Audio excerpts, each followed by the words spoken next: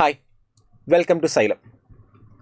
ഏതൊരു കോമ്പറ്റീറ്റീവ് എക്സാമിന് പ്രിപ്പയർ ചെയ്യുന്ന സമയത്തും പ്രിപ്പയർ ചെയ്യുന്ന ഉദ്യോഗാർത്ഥികളോ ആസ്പിറൻറ്റോട് നമ്മൾ ചോദിച്ചു കഴിഞ്ഞാൽ ഏറ്റവും ബുദ്ധിമുട്ടുള്ള സബ്ജക്റ്റ് ഏതെന്ന് ചോദിക്കുമ്പോൾ അവർ പറയുന്ന ഒരു ഉത്തരം മിക്കവാറും ആൾക്കാർ പറയുന്നത് എക്കണോമിക്സ് എന്നുള്ളതായിരിക്കും.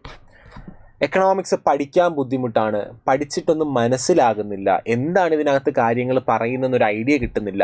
അതുപോലെ തന്നെ ഇനി പഠിച്ചു, ക്ലാസ്സിൽ ഇരുന്നു, കാര്യങ്ങൾ മനസ്സിലായി, പക്ഷേ എക്സാമിന് ചെല്ലുന്ന സമയത്ത് എല്ലാം പുകമറയാണ്, ഒന്നുമില്ല, മനസ്സിലൊന്നുമില്ല. ഇനി ക്വസ്റ്റ്യൻസ് വായിച്ചിട്ട് എന്താണെന്നുള്ള മനസ്സിലാകുന്നില്ല, കൃത്യമായിട്ടുള്ള ഓപ്ഷൻസ് തിരഞ്ഞെടുക്കാൻ പറ്റുന്നില്ല. എന്നിങ്ങനെ പലതരത്തിലുള്ള ബുദ്ധിമുട്ടുകളാണ് എക്കണോമിക്സിനെ പറ്റി പല ഉദ്യോഗാർത്ഥികളും പറയുന്നത്. ഇപ്പോൾ UPSCയുടെ കാര്യം മാത്രമല്ല കേട്ടോ, ഏതൊരു കോമ്പറ്റീറ്റീവ് എക്സാം എടുത്തു കഴിഞ്ഞാലും എക്കണോമിക്സിൻ്റെ അവസ്ഥ ഏകദേശം ഇത് തന്നെയാണ്. എക്കണോമിക്സിൻ്റെ അവസ്ഥയല്ല, പല ഉദ്യോഗാർത്ഥികളും പറയുന്നത് ഇങ്ങനെയാണ് എക്കണോമിക്സ് എന്നുള്ളതാണ്. പക്ഷേ എന്തുകൊണ്ട് എക്കണോമിക്സ് നമ്മളൊരു ബുദ്ധിമുട്ടിപ്പിക്കുന്ന സബ്ജക്റ്റായിട്ട് മാറുന്നു, അല്ലെങ്കിൽ എന്തുകൊണ്ട് പല ആസ്പിറൻസും എക്കണോമിക്സിനൊരു ബുദ്ധിമുട്ടുള്ള സബ്ജക്റ്റായിട്ട് കരുതുന്നു, നമുക്കൊന്ന് നോക്കാം. അതായത് മറ്റേതൊരു സബ്ജക്റ്റിനെ വെച്ച് നോക്കുന്ന സമയത്ത് എക്കണോമിക്സ് എന്ന് പറയുന്ന കുറച്ചുകൂടി കോൺസെപ്ച്വലാണ്, അല്ലെങ്കിൽ കുറച്ചുകൂടി ടെക്നിക്കൽ സബ്ജക്റ്റ് ആണെന്ന് പറയാം. അപ്പോൾ മറ്റ് സബ്ജക്റ്റുകൾ ടെക്നിക്കൽ അല്ല എന്നല്ല, ജോഗ്രഫിയൊക്കെ ടെക്നിക്കലാണ്. പക്ഷേ എക്കണോമിക്സ് എന്ന് പറഞ്ഞാൽ മുഴുവനായിട്ട് നമുക്ക് എന്തെന്ന് പറയാം, ടെക്നിക്കൽ സബ്ജക്റ്റ് ആണെന്ന് പറയാം. ടെക്നിക്കൽ അല്ലെങ്കിൽ കോൺസെപ്റ്റ് എന്ന് പറഞ്ഞാൽ, കോൺസെപ്ച്വൽ സബ്ജക്റ്റ് എന്ന് ഉദ്ദേശിക്കുന്നത് എന്താ, അതിനകത്ത് കുറേ കോൺസെപ്റ്റുകൾ പഠിക്കാനുണ്ട്. കാണാതെ പഠിക്കുന്നതിനപ്പുറം നമ്മുടെ രാജ്യത്ത് ഇൻഫ്ലേഷൻ ഉണ്ടാകാറുണ്ടല്ലോ, വിലക്കയറ്റം, സാധനങ്ങളുടെ വില കൂടുന്നു, എന്തുകൊണ്ട് കൂടുന്നു, അല്ലെ, വെറുതെ വിലക്കയറ്റം ഉണ്ടാകുന്നു, കാരണങ്ങൾ ഉണ്ടാകുന്നു എന്നൊക്കെ പഠിച്ചിട്ട് കാര്യമില്ല. എന്തുകൊണ്ട് വിലക്കയറ്റം ഉണ്ടാകുന്നു, ഒരു റിയൽ സിനാരിയോയിൽ അല്ലെങ്കിൽ ഒരു റിയൽ വേൾഡിൽ, ഒരു യഥാർത്ഥ ലോകത്ത് ഇന്ത്യയിൽ എന്തുകൊണ്ട് വിലക്കയറ്റം ഉണ്ടാകുന്നു, വിലക്കയറ്റം ഉണ്ടായാൽ അത് ഗുണമാണോ ദോഷമാണോ, അതുണ്ടാകുമ്പോൾ അതിനെ മറികടക്കാൻ ഗവൺമെൻറ് അല്ലെങ്കിൽ RBI എന്തൊക്കെ നടപടികൾ സ്വീകരിക്കണം, എന്തുകൊണ്ട് ഈ ഒരു തരത്തിലുള്ള നടപടി സ്വീകരിച്ചു എന്നൊക്കെ ഒരു യഥാർത്ഥ വേൾഡിൽ ഇൻഫ്ലേഷൻ ഉണ്ടാകുമ്പോൾ അതിനനുസരിച്ച് ആ ലോകം അല്ലെങ്കിൽ ആ രാജ്യം എങ്ങനെ പ്രവർത്തിക്കുന്നു, അതിനനുസരിച്ച് ഗവൺമെൻറ് എന്തൊക്കെ നടപടി സ്വീകരിക്കുന്നു, ജനങ്ങൾക്ക് എന്തൊക്കെ ഇമ്പാക്റ്റ് ഉണ്ടാക്കുന്നു. അപ്പോൾ കൃത്യമായി അത് മനസ്സിലാക്കിയാണ് പഠിക്കാനുള്ളത്, കാണാതെ പഠിക്കുകയല്ല ചെയ്യാനുള്ളത്. അപ്പോൾ കാണാതെ പഠിക്കുന്നതിൽ നിന്നും മനസ്സിലാക്കി പഠിക്കുന്നതിനാണ് വ്യത്യാസം വരുന്നത്. കാണാതെ പഠിക്കുന്ന ഒരാൾക്ക് എക്കണോമിക്സ് എപ്പോഴും ബുദ്ധിമുട്ടായിരിക്കും. എന്നാൽ എന്താണത്, അത് യഥാർത്ഥ ലോകത്ത് എങ്ങനെയാണ് സംഭവിക്കുന്നത്, അതിനെ മറികടക്കാൻ എന്താ ചെയ്യാനുള്ളത്, അതിൻ്റെ ഇമ്പാക്റ്റുകൾ എന്തൊക്കെയാണെന്ന് മനസ്സിലാക്കി പഠിക്കുന്ന ഒരാൾക്ക് എക്കണോമിക്സ് ആയിരിക്കും ഏറ്റവും സിമ്പിൾ ആയിട്ടുള്ള സബ്ജക്റ്റ് എന്ന് പറയുക. കാരണം കോൺസെപ്റ്റ് മനസ്സിലാക്കിയാൽ നമ്മൾ പഠിക്കുന്ന സബ്ജക്റ്റുകളിൽ ഏറ്റവും സിമ്പിൾ എക്കണോമിക്സ് ആയിരിക്കും. കാരണം വളരെ കുറച്ച് മാത്രം റിവിഷൻ ആവശ്യമേ ഉള്ളൂ ഇതിന്. കാരണം പ്രത്യേകത എന്തെന്ന് ചോദിച്ചു കഴിഞ്ഞാൽ, ഇതിനകത്ത് പഠിക്കുന്ന കാര്യങ്ങൾ ഒരു തവണ നമ്മൾ കോൺസെപ്റ്റ് ക്ലിയർ ആകുന്നുണ്ടെങ്കിൽ പിന്നീട് നമുക്കതിനെപ്പറ്റി നോക്കേണ്ട ആവശ്യമില്ല. പക്ഷേ കറണ്ട് അഫെയർസ് അപ്ഡേറ്റ് ചെയ്യണം, നമ്മളിതിൽ കറണ്ട് അഫെയർസ് അപ്ഡേറ്റ് ചെയ്യണം വേണ്ടാന്നല്ല, പക്ഷേ വളരെ കുറച്ച് മാത്രം സമയമെടുത്ത് കോൺസെപ്റ്റുകൾ നമുക്കിതിൽ റിവിഷൻ ചെയ്താൽ മതിയാകും. അതാണ് എൻ്റെ ഏറ്റവും വലിയ പ്രത്യേകത. അപ്പോൾ പല ആൾക്കാരും കോൺസെപ്റ്റ് കൃത്യമായിട്ട് മനസ്സിലാക്കാതെ കാണാതെ പഠിച്ചു പോകുന്ന സമയത്താണ് ഇതൊരു ബുദ്ധിമുട്ടുള്ള സബ്ജക്റ്റായിട്ട് മാറുന്നത്. ഒന്നാമത്തെ കാര്യം എന്ത് ചെയ്യുക, മനസ്സിലാക്കിയിരിക്കുക. ഒരു കോൺസെപ്ച്വൽ സബ്ജക്റ്റാണ്, ഇതൊരു ടെക്നിക്കൽ സബ്ജക്റ്റാണ്, പക്ഷേ നമ്മളെ ബുദ്ധിമുട്ടിക്കുന്ന സബ്ജക്റ്റ് അല്ല എന്നുള്ള കാര്യം അറിഞ്ഞിരിക്കുക. അപ്പോൾ അതാണ് ഏറ്റവും പ്രധാനപ്പെട്ട പ്രശ്നം എന്ന് പറയുന്നത്. അപ്പോൾ പല ഉദ്യോഗാർത്ഥികളും പല ആസ്പിറൻസും കുറച്ച് കാലമായിട്ട് നമ്മളോട് ചോദിക്കുന്നുണ്ട്, എക്കണോമിക്സ് എങ്ങനെ സിമ്പിളായിട്ട് പഠിക്കാം, എക്കണോമിക്സിൻ്റെ കോൺസെപ്റ്റുകൾ സിമ്പിളാക്കി തരാമോ, അതിന് വീഡിയോസ് ചെയ്യാമോ. അപ്പോൾ നിങ്ങളുടെ എല്ലാവരുടെയും ആവശ്യം പരിഗണിച്ചിട്ട് നമ്മൾ എന്ത് ചെയ്യുന്നുണ്ട്, ഒരു സീരീസ് ആരംഭിക്കുകയാണ്. അതിൻ്റെ ഫസ്റ്റ് വീഡിയോ ആണ് നമ്മളിന്ന് നോക്കുന്നത്. എക്കണോമിക്സിൻ്റെ കോൺസെപ്റ്റുകൾ സിമ്പിളാക്കി നിങ്ങളുടെ മുന്നിൽ അവതരിപ്പിക്കുന്ന ഒരു സീരീസാണ്. അതായത് നമ്മുടെ എല്ലാവരുടെയും മനസ്സിൽ, എല്ലാവരുടെയും എന്ന് വെച്ചാൽ വളരെ കൂടുതൽ ആൾക്കാരുടെ മനസ്സിൽ എക്കണോമിക്സ് എന്ന് പറയുന്നത് ഇങ്ങനെയാണ്. അതായത് നേരെ പഠിക്കാനുള്ള ഒരു കോൺസെപ്റ്റിനെ നമ്മൾ ചുറ്റി വരിഞ്ഞിട്ട് എന്ത് ചെയ്യുന്ന ഒരു മെസ്സാക്കി, മൊത്തത്തിലൊരു മെസ്സി ആയിട്ടുള്ള ഒരു അവസ്ഥയാണ്, ഒരു മെസ്സാക്കി വെച്ചിരിക്കുക. എന്നാൽ നമുക്ക് അങ്ങനെ അല്ല വേണ്ടത്. നമുക്ക് വളരെ സിമ്പിളായിട്ട് എന്താക്കേണ്ട, സമാധാനത്തോടു കൂടി ഈ ഇത്തരത്തിലൊരു അവസ്ഥയിൽ എക്കണോമിക്സ് പഠിക്കണം. അതിന് വേണ്ടിയിട്ട് എന്തൊക്കെ ചെയ്യാം, എന്ത് രീതിയിൽ അങ്ങനെ പഠിക്കാനുള്ളത്, അപ്പം നമ്മുടെ ഡെയിലി ലൈഫിലെ കാര്യങ്ങൾ അതുമായി ബന്ധപ്പെടുത്തുക. എപ്പോഴും നമുക്ക് ചുറ്റും നടക്കുന്ന കാര്യങ്ങൾ, അല്ലാതെ നമുക്ക് അറിയാത്ത എക്സാമ്പിളുകൾ നമുക്ക് മനസ്സിലാകാത്ത വലിയ വലിയ എക്സാമ്പിളുകളല്ല പഠിക്കാനുള്ളത്. നമുക്ക് ചുറ്റും നടക്കുന്ന കാര്യങ്ങൾ, നമ്മൾ ചായ കുടിക്കുന്ന സമയത്ത് ഇന്നത്തെക്കാളും അടുത്ത ആഴ്ച ചായയുടെ വില കൂടുന്നത് എന്തുകൊണ്ടാണ്, ഒരു ബിരിയാണി കഴിക്കുന്ന സമയത്ത് അതിൻ്റെ വില കൂടുന്നത് എന്തുകൊണ്ടാണ്, മനസ്സിലായല്ലോ. അപ്പോൾ സാധനങ്ങളുടെ, അതുപോലെ തന്നെ പാക്ഡ് ഫുഡ്സിൻ്റെ വില GST വരുമ്പോൾ എന്തുകൊണ്ട് കൂടുന്നു. അപ്പോൾ അങ്ങനത്തെ കുറേ കാര്യങ്ങൾ നമ്മൾ എന്ത് ചെയ്യണം, മനസ്സിലാക്കണം. ചുറ്റും നടക്കുന്ന നമ്മുടെ ഡെയിലി ലൈഫുമായിട്ട് ബന്ധപ്പെടുത്തിയിരിക്കുന്ന കാര്യങ്ങളെ നമ്മുടെ എക്കണോമിക്സിൻ്റെ പഠനമായിട്ട് ബന്ധപ്പെടുത്തിയാൽ നമുക്ക് ഇതിൽ നിന്ന് എക്കണോമിക്സിനെ ഇതാക്കി മാറ്റാം, വളരെ സിമ്പിളാക്കി മാറ്റാം. അപ്പോൾ ഈ ഒരു സീരീസ് കൊണ്ട് ഞാൻ അതാണ് ശ്രമിക്കുന്നത്. അതായത് വരുന്ന ദിവസങ്ങളിലെല്ലാം തന്നെ ആഴ്ചയിൽ ഒരു വീഡിയോ വെച്ചിട്ടായിരിക്കും നമ്മൾ ഷെയർ ചെയ്യുക. അപ്പോൾ അതിൻ്റെ ഭാഗമായിട്ട് വരുന്ന ദിവസങ്ങളിൽ എക്കണോമിക്സിൻ്റെ കോൺസെപ്റ്റ് ഏറ്റവും സിമ്പിളായിട്ട് മുൻവർഷ ചോദ്യങ്ങളും മോഡൽ ക്വസ്റ്റ്യൻ പേപ്പേഴ്സൊക്കെ യൂസ് ചെയ്തിട്ട് നിങ്ങളുടെ മുന്നിലെത്തിച്ച് നിങ്ങൾക്ക് സിമ്പിളാക്കി തരിക. ഇതുവഴി UPSCയും അതുപോലെ ഏതൊരു കോമ്പറ്റീറ്റീവ് എക്സാമിന് പ്രിപ്പയർ ചെയ്യുന്ന ആൾക്കാർക്കും എക്കണോമിക്സ് എന്ന് പറയുന്ന സബ്ജക്റ്റ് സിമ്പിളായിട്ട് മാറും എന്ന് ഞാൻ പ്രതീക്ഷിക്കുന്നു. അപ്പോൾ നമുക്ക് എന്തായാലും എന്ത് ചെയ്യാം, ഈ ഒരു ക്ലാസ് ആരംഭിക്കാം. അപ്പോൾ നിങ്ങൾ ഈ ഒരു ക്ലാസ്സിൻ്റെ ഭാഗമായിട്ട് മാറുന്നതിലൂടെ എക്കണോമിക്സ് എന്ന് പറയുന്ന ബുദ്ധിമുട്ടുള്ളൊരു സബ്ജക്റ്റ് നിങ്ങൾക്ക് എളുപ്പമായിട്ട് മാറ്റാൻ പറ്റും എന്ന് ഞാൻ, അല്ലെങ്കിൽ മാറാൻ കഴിയും, നിങ്ങൾക്ക് അങ്ങനെ മാറാൻ കഴിയട്ടെ എന്ന് ഞാൻ പ്രതീക്ഷിക്കുന്നു. അപ്പോൾ നമുക്ക് സ്റ്റാർട്ട് ചെയ്യാം. ആദ്യമായിട്ട് എക്കണോമിക്സ് എന്താണ് എന്ന് നമ്മൾ പഠിക്കുന്നു. എക്കണോമിക്സിനെ പറ്റി പഠിക്കുമ്പോൾ ഇപ്പോൾ നിങ്ങൾ ഡിഗ്രിക്കോ PGക്കോ ഒന്നും അല്ല എക്കണോമിക്സ് പഠിക്കുന്നത്, അല്ലെങ്കിൽ +1നോ +2നോ അല്ല എക്കണോമിക്സ് പഠിക്കുന്നത്. കോമ്പറ്റീറ്റീവ് എക്സാമിനാണ് എക്കണോമിക്സ് പഠിക്കുന്നതൊരു ധാരണ വേണം. അതിൻ്റെ അർത്ഥം നമുക്ക് ഇപ്പോൾ ഈ പറയുന്ന കണക്ക് എന്താണ്, ഒരു കോൺസെപ്റ്റ് അതുപോലെ എഴുതി വെക്കണമെന്നല്ല അർത്ഥം. നമുക്ക് ഡിഗ്രിക്ക് പഠിക്കുന്ന രീതിയിലല്ല ഇവിടെ പഠിക്കുന്നത്. ഇവിടെ ആപ്ലിക്കേഷനാണ് പഠിക്കുന്നത്, ഒരു എക്കണോമിക് കോൺസെപ്റ്റിൻ്റെ ആപ്ലിക്കേഷനാണ് പഠിക്കുന്നത്. അപ്പോൾ ആ രീതിയിലായിരിക്കും ചോദ്യം വരിക. അപ്പോൾ നമ്മുടെ പഠനവും അതിനനുസരിച്ച് വേണം മാറ്റാൻ വേണ്ടിയിട്ട്. അപ്പോൾ എക്കണോമിക്സ് എന്താണ് എന്ന് പഠിക്കുമ്പോൾ കുറേ ഡെഫിനിഷൻസ് ഉണ്ട്. ഒരുപാട് ആൾക്കാർ കൊടുത്ത ഒരുപാട് ഡെഫിനിഷൻസ് എക്കണോമിക്സിന് പഠിക്കാനുണ്ട്. പക്ഷെ നമുക്ക് എന്താണെന്നുള്ളതാണ് മനസ്സിലാക്കാനുള്ളത്. നിങ്ങളൊന്ന് ആലോചിച്ച് നോക്കിയേ. ഫസ്റ്റ് ഓഫ് ഓൾ നിങ്ങൾ ശ്രദ്ധിക്കുക, ലോകത്ത് നമ്മളെപ്പോലുള്ള സാധാരണ ഒരുപാട് ജനങ്ങളുണ്ട്, ഒരുപാട് പോപ്പുലേഷൻ ഉണ്ട്.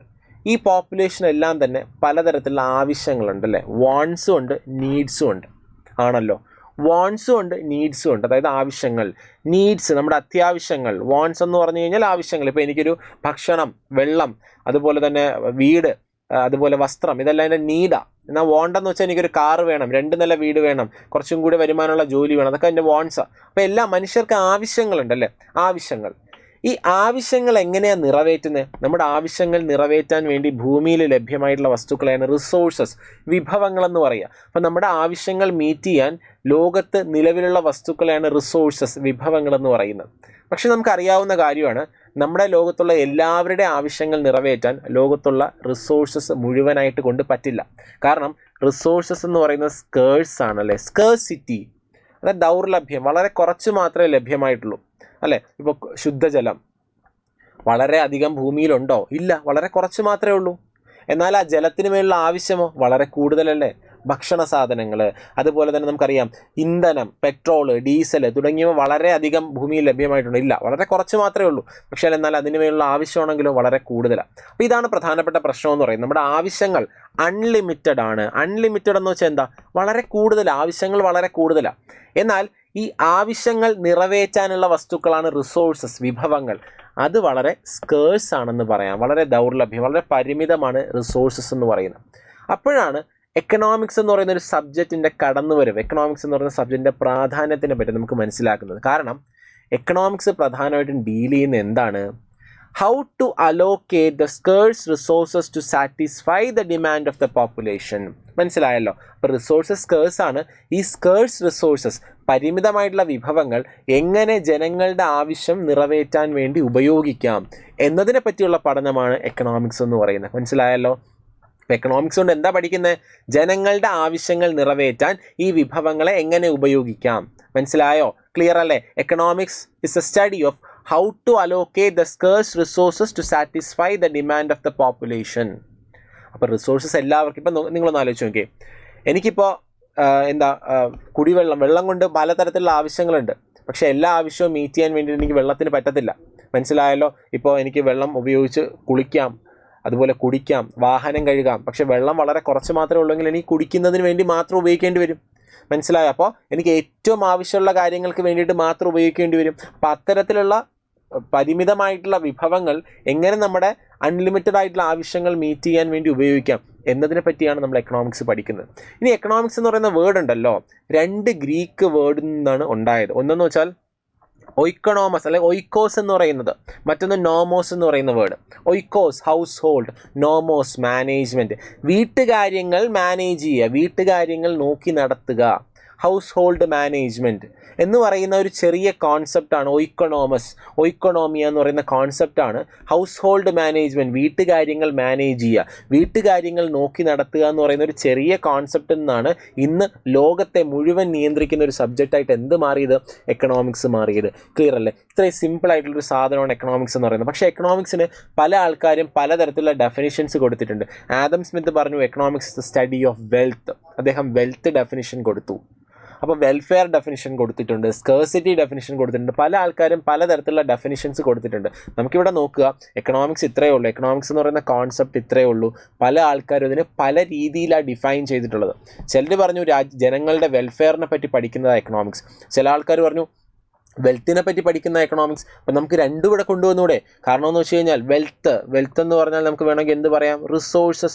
റിസോഴ്സസ് ആണ് നമ്മുടെ വെൽത്ത് എന്ന് പറയാം അല്ലേ? ജനങ്ങളുടെ ആവശ്യങ്ങൾ മീറ്റ് ചെയ്യാൻ പറ്റുന്ന സാധനങ്ങളാണ് റിസോഴ്സസ്. അതുകൊണ്ട് റിസോഴ്സസ് ആണ് വെൽത്ത് എന്ന് പറയാം. ഇനി അടുത്ത് ജനങ്ങളുടെ വെൽഫെയർ, ജനങ്ങളുടെ ഡിമാൻഡ് മീറ്റ് ചെയ്യുക, ജനങ്ങളുടെ ആവശ്യങ്ങൾ മീറ്റ് ചെയ്യുക എന്ന് പറഞ്ഞാൽ ജനങ്ങളുടെ വെൽഫെയർ, ക്ഷേമം ഉറപ്പുവരുത്തുക എന്നുള്ളതല്ലേ? ഇനി സ്കേഴ്സിറ്റി ഡെഫിനിഷൻ, എക്കണോമിക്സ് എന്ന് പറയുന്ന സ്കേഴ്സിറ്റി ഡെഫിനിഷൻ കൊടുത്ത ആൾക്കാരുണ്ട്. അതിൻ്റെ അർത്ഥം എന്താ? സ്കേഴ്സിറ്റി, റിസോഴ്സസ് സ്കേഴ്സ് ആണ്, അതുകൊണ്ട് ഏറ്റവും ആവശ്യമുള്ള കാര്യങ്ങൾക്ക് അതിനെ പ്രയോറിറ്റൈസ് ചെയ്ത് യൂസ് ചെയ്യുക. അപ്പോൾ എല്ലാ ഡെഫിനിഷൻസും ഈ പറഞ്ഞ ഒരു മീനിങ്ങിനകത്ത് വരുന്നുണ്ട്. പറഞ്ഞ മനസ്സിലായല്ലോ? എക്കണോമിക്സ് എന്ന് പറഞ്ഞാൽ എങ്ങനെ വിഭവങ്ങൾ യൂസ് ചെയ്യാം. ഇനി നമ്മൾ എക്കണോമിക്സ് എന്ന് പറയുമ്പോൾ പലപ്പോഴും എക്കണോമി എന്ന് പറയുന്ന ടേമും കൂടെ കേൾക്കാറുണ്ടല്ലോ. എക്കണോമിക്സ്, മലയാളം സമ്പദ് വ്യവസ്ഥ എന്നാണ് എക്കണോമിയുടെ മലയാളം. എക്കണോമിക്സ് സാമ്പത്തിക ശാസ്ത്രം, എക്കണോമി സമ്പദ് വ്യവസ്ഥ. ആ പേര് പറഞ്ഞപ്പോൾ തന്നെ രണ്ടിൻ്റെ മലയാളം പറഞ്ഞപ്പോൾ പല ആൾക്കാർക്കും അതിൻ്റെ മീനിങ് കിട്ടിക്കാണും, വ്യത്യാസം കിട്ടിക്കാണും അല്ലേ? നമ്മൾ ക്ലാസ്സുകളിൽ പഠിക്കുന്ന പലപ്പോഴും എക്കണോമിക്സ് നമ്മൾ എക്കണോമിക്സ് എന്നാണ് പറയുക. അപ്പോൾ എന്താ എക്കണോമി എന്നുകൊണ്ട് ഉദ്ദേശിക്കുന്നത് എന്താ? പലപ്പോഴും രാജ്യങ്ങളുടെ സ്ഥലങ്ങളുടെ പേരിൻ്റെ കൂടെ എക്കണോമിക്സ് എന്നാണോ പറയുക, എക്കണോമി എന്നാണ് പറയുന്നല്ലേ? Indian economy, Kerala economy, global economy. Indian economics എന്നതിനേക്കാളും ഇന്ത്യൻ എക്കണോമി എന്നാണ് പറയുക. രാജ്യങ്ങളുടെ സ്ഥലങ്ങളുടെയൊക്കെ പേരിനൊപ്പം എക്കണോമി എന്ന് പറയുക. കാരണം എക്കണോമിക്സ് എന്ന് പറയുന്നത് ഒരു സയൻസ് അല്ലെങ്കിൽ ഒരു ഡിസിപ്ലിൻ, പ്രത്യേക ഒരു പഠനശാഖയാണ് എക്കണോമിക്സ് എന്ന് പറയുന്നത്. അതിനകത്ത് ഒരുപാട് പ്രിൻസിപ്പിൾസ് ഉണ്ട്, ഒരുപാട് തിയറീസ് ഉണ്ട്, ഒരുപാട് പ്രിൻസിപ്പിൾസ് തിയറീസ് ഒക്കെ ചേരുന്നൊരു സെപ്പറേറ്റ് ഡിസിപ്ലിൻ, ഒരു പഠനശാഖ. ഡിസിപ്ലിൻ എന്ന് വെച്ചാൽ പഠനശാഖ. കെമിസ്ട്രി, ഫിസിക്സ്, ബയോളജി ഒക്കെ പോലൊരു ഡിസിപ്ലിനാണ് എക്കണോമിക്സ് എന്ന് പറയുന്നത്. എന്നാൽ ഈ ഒരു എക്കണോമിക്സിൻ്റെ പ്രിൻസിപ്പിൾസ് ഒരു ജോഗ്രഫിക്കൽ ഏരിയയിൽ അപ്ലൈ ചെയ്യുന്നു. അതിനെയാണ് നമ്മൾ എന്തെന്ന് പറയുക? എക്കണോമി എന്ന് പറയുന്നത്. മനസ്സിലായോ? ഇന്ത്യയിൽ എക്കണോമിക്സിൻ്റെ പ്രിൻസിപ്പിൾസ് എങ്ങനെ പ്രവർത്തിക്കുന്നു, അതായത് ഇന്ത്യൻ ഗവൺമെൻറ്, ഇന്ത്യക്കകത്തുള്ള കമ്പനികൾ, ഇന്ത്യക്കകത്തുള്ള ജനങ്ങൾ എങ്ങനെയാണ് പെരുമാറുന്നത്, എങ്ങനെയാണ് സ്പെൻഡ് ചെയ്യുന്നത്, അവർക്ക് എങ്ങനെയാണ് വരുമാനം കിട്ടുന്നത്, അവരെങ്ങനെയൊക്കെയാണ് സാധനങ്ങൾ പ്രൊഡ്യൂസ് ചെയ്യുന്നത്, അതൊരു റിയൽ വേൾഡ്, ഒരു റിയൽ ജോഗ്രഫിക്കൽ ഏരിയ, അതിനെയാണ് നമ്മൾ എന്തെന്ന് പറയുന്നത്? എക്കണോമി എന്ന് പറയുന്നത്. അപ്പോൾ എക്കണോമിക്സ് ഒരു തിയറിയാണ്, ഒരു സയൻസ് ആണ്, ഒരു ഡിസിപ്ലിൻ ആണെന്നുണ്ടെങ്കിൽ അതിൻ്റെ ഒരു പ്രാക്ടിക്കൽ ആപ്ലിക്കേഷൻ ഒരു ജോഗ്രഫിക്കൽ ഏരിയയിലോട്ട് അത് പ്രാക്ടിക്കലി അപ്ലൈ ചെയ്യുമ്പോൾ അതിനെയാണ് നമ്മൾ എക്കണോമി എന്ന് പറയുന്നത്. സമ്പദ് വ്യവസ്ഥ, ഇന്ത്യൻ എക്കണോമി, കേരള എക്കണോമി എന്ന് പറയുന്നത് എന്തുകൊണ്ടാണ്? Economy refers to the real world system. കണ്ടോ? Real world system in which people, business, government produce, distribute and consume goods and services. ജനങ്ങൾ, അതുപോലെ തന്നെ ഗവൺമെൻറ്, ബിസിനസ്സുകൾ സാധനങ്ങൾ ഉൽപ്പാദിപ്പിക്കുന്നു, പ്രൊഡ്യൂസ് ചെയ്യുന്നു, ആൾക്കാർ സാധനങ്ങൾ വാങ്ങുന്നു, സേവനങ്ങൾ വാങ്ങുന്നു, സാധനങ്ങൾ കൊടുക്കുന്നു, സേവനങ്ങൾ കൊടുക്കുന്നു, തുടങ്ങിയ ഒരു റിയൽ വേൾഡ് സിസ്റ്റം. ഒരു റിയൽ ലൈഫിൽ ഇന്ത്യൻ എക്കണോമി എങ്ങനെ പ്രവർത്തിക്കുന്നു, ഇന്ത്യയിൽ എക്കണോമിക്സ് എങ്ങനെ പ്രവർത്തിക്കുന്നു, അതാണ് ഇന്ത്യൻ എക്കണോമി. കേരളത്തിൽ എക്കണോമിക്സ് എങ്ങനെ പ്രവർത്തിക്കുന്നു, അതാണ് കേരള എക്കണോമി. ലോകത്ത് മുഴുവൻ എക്കണോമിക്സ് എങ്ങനെ പ്രവർത്തിക്കുന്നു, ഗ്ലോബൽ എക്കണോമി. പറഞ്ഞ് മനസ്സിലായല്ലോ? അപ്പോൾ ഒരു റിയൽ വേൾഡ് സിസ്റ്റമാണ് നമുക്ക് എന്തെന്ന് പറയാൻ പറ്റുന്നത്? എക്കണോമി എന്ന് പറയാൻ പറ്റുന്നത്. അപ്പോൾ ക്ലിയർ അല്ലേ? അപ്പോൾ ഇത്രയും കാര്യങ്ങളാണ് നമ്മൾ പറഞ്ഞത്. എക്കണോമിക്സ് എന്താണ്, എക്കണോമി എന്താണ്. അപ്പോൾ എക്കണോമിക്സ് എന്താണ്, എക്കണോമി എന്താണെന്നൊരു ഇൻട്രൊഡക്ഷൻ തരിക എന്നുള്ളത് മാത്രമേ ഈ ക്ലാസ്സിൻ്റെ ഉദ്ദേശം ഉണ്ടായിരുന്നുള്ളൂ. നമ്മളിന്ന് കൂടുതലൊന്നും പറയുന്നില്ല. ഒരു ഇൻട്രൊഡക്ഷൻ, എന്താണ് നമ്മൾ പഠിക്കാൻ ഉദ്ദേശിക്കുന്നത്, എന്തൊക്കെയാണ് പറയാൻ പോകുന്നത്. വരുന്ന ക്ലാസ്സുകളിൽ നമ്മൾ കോൺസെപ്റ്റുകളാണ് എക്സ്പ്ലെയിൻ ചെയ്യാൻ പോകുന്നത്, എക്കണോമിക് കോൺസെപ്റ്റുകളാണ് എക്സ്പ്ലെയിൻ ചെയ്യാൻ പോകുന്നത് വിത്ത് പ്രീവിയസ് ഇയർ ക്വസ്റ്റ്യൻസ്. എല്ലാ കോമ്പറ്റേറ്റീവ് എക്സാംസിനും ചോദിച്ചിട്ടുള്ള പ്രീവിയസ് ഇയർ ക്വസ്റ്റ്യൻസും മോഡൽ ക്വസ്റ്റ്യൻസും സഹിതം നമ്മൾ എക്സ്പ്ലെയിൻ ചെയ്യുന്നു. അപ്പോൾ നിങ്ങളിത് ഫോളോ ചെയ്യുക. അതിനുവേണ്ടി തുടക്കത്തിന് ഒരു ഇൻട്രോ ക്ലാസ് ആയിട്ട് മാത്രം ഇതിനെ കണ്ടാൽ മതി. ഓക്കെ, വരുന്ന ദിവസങ്ങളിലെല്ലാം നിങ്ങൾ എൻ്റെ കൂടെ ഉണ്ടാകുമെന്ന് ഞാൻ പ്രതീക്ഷിക്കുന്നു. നിങ്ങൾ എന്ത് ചെയ്യുക? കമൻറ്റ് ബോക്സിൽ നിങ്ങളുടെ അഭിപ്രായങ്ങൾ, എങ്ങനെ ആയിരിക്കണം നമ്മുടെ ക്ലാസ്സുകൾ മുന്നോട്ട് പോകാൻ. അപ്പോൾ ഞാനൊരു ടെംപ്ലേറ്റ് പിടിച്ചിട്ടുണ്ട്, ഇങ്ങനെ ആയിരിക്കണം പോകുന്നത്. അപ്പോൾ നിങ്ങളുടെ അഭിപ്രായങ്ങളുടെ അനുസരിച്ച് നമുക്ക് എന്ത് ചെയ്യാം? എന്തെങ്കിലും വാല്യൂ അഡിഷൻ വരുത്തണമെന്നുണ്ടെങ്കിൽ വരുത്താം. അപ്പോൾ നിങ്ങൾ പരമാവധി കമൻറ്റ് ചെയ്യുക, അതിനനുസരിച്ച് മാത്രമേ നമുക്ക് എന്ത് ചെയ്യാൻ പറ്റൂ, ഇമ്പ്രൂവ്മെൻറ്റുകളും മറ്റു കാര്യങ്ങളും വരുത്താൻ പറ്റൂ. അപ്പോൾ എല്ലാവരും കൂടെ ഉണ്ടാകണം നമുക്ക് ലാസ്റ്റ് ക്ലാസ് കഴിയുന്നവരെ. ഓക്കെ, അപ്പോൾ ഇത്രയും നമ്മളൊരു തുടക്കത്തിൽ ഒരു ഇൻട്രൊഡക്ഷൻ ക്ലാസ് എന്ന രീതിയിൽ വേറൊന്നും പറയുന്നില്ല. അപ്പോൾ കുറച്ച് കാര്യങ്ങളെ ഉണ്ടായിരുന്നുള്ളൂ നിങ്ങൾ വിചാരിക്കുന്നു. പക്ഷേ കുറച്ച് സമയം കുറച്ച് ചെറിയ ക്ലാസ്സുകളായിട്ടായിരിക്കും കേട്ടോ നമ്മൾ ഷെയർ ചെയ്യുക. അപ്പോൾ ഒരു 10-15 മിനിറ്റൊക്കെയുള്ള ക്ലാസ്സുകളായിട്ടായിരിക്കും നിങ്ങളുടെ മുന്നിലെത്തുക. എന്നൊരു ഇൻട്രൊഡക്ഷനിൽ ഇത്രയുമേ ഉള്ളൂ. വരുന്ന ദിവസങ്ങളിൽ നമ്മൾ അടിപൊളിയായിട്ട് പ്രീവിയസ് ഇയർ ക്വസ്റ്റ്യൻസ് ഉൾപ്പെടെ നമ്മൾ പോകുന്നുണ്ട്. അപ്പോൾ ഇന്ന് വീഡിയോ കണ്ട എല്ലാവർക്കും താങ്ക് യു. വരുന്ന ദിവസങ്ങളിലും എന്ത് ചെയ്യുക, ഈ ഒരു ക്ലാസ് കാണാൻ വേണ്ടി ശ്രമിക്കുക. Thank you.